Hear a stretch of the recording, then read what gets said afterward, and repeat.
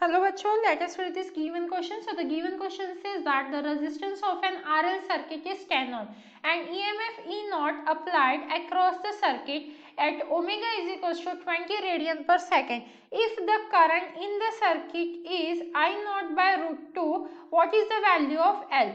तो देखिए बच्चों हमें गिवन क्या है, यहाँ पे RL सर्किट दिया हुआ है, ठीक है। RL सर्किट के लिए V की वैल्यू क्या है हमारी E नॉट और ओमेगा की वैल्यू दी है वो है हमारी 20 रेडियन पर सेकेंड। इसी के साथ हमें आई की वैल्यू दी है जो है हमारी I is equals to I naught by root 2 and और हमें आर की वैल्यू दी है आर इज इक्वल्स टू है 10 ओम्स। हमसे पूछा क्या गया है, एल की वैल्यू हमसे पूछी गई है।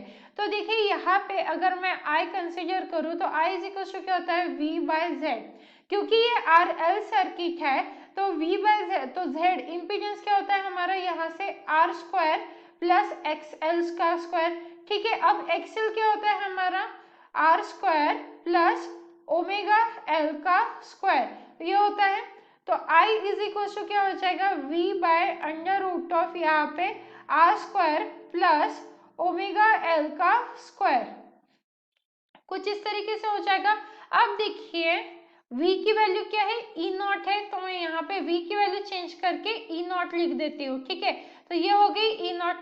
इस E नॉट के लिए देखो अगर मैंने ये R कॉमन ले लिया, जैसे I इज इक्वल्स टू मैंने यहाँ से E नॉट बाय R ले लिया और under root of 1 plus omega L by R का होल स्क्वायर ले लिया तो चल जाएगा, ठीक है। और I की वैल्यू क्या है हमारे पास आई नॉट बाय रूट 2 है, तो I की वैल्यू को मैं रिप्लेस कर देती हूँ आई नॉट बाय रूट 2 से।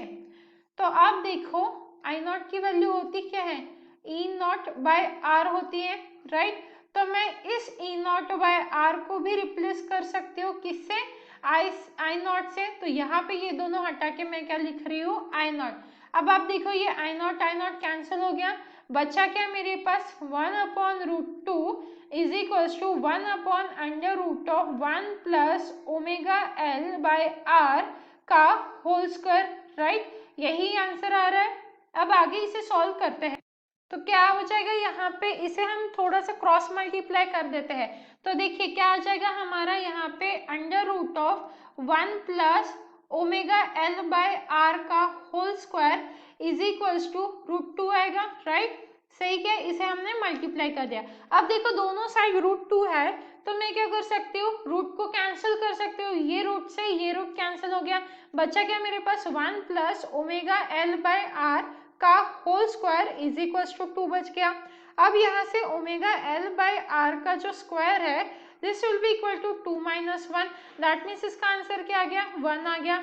अब देखो omega square L square by R square is equal to 1 आ गया। तो क्योंकि मुझे L की वैल्यू चाहिए तो मैं L को अकेला लिख दूंगी, तो L square is equal to क्या आ जाएगा, ये तो हो गया आर स्क्वायर, ठीक है, मल्टीप्लाई होके और डिवाइडेड बाय क्या आ गया हमारा ओमेगा स्क्वायर आ गया, राइट। अब आप देखिए यहाँ पे अगर मैं taking root on both side ले लू, taking square root on both side तो चलेगा। तो ये under root of L square is equal to under root of R square और ये ओमेगा स्क्वायर, तो इसका आंसर क्या आ जाएगा L is equal to R by omega. तो एल की वैल्यू निकालने के लिए मुझे आर और ओमेगा की वैल्यू पता होनी चाहिए।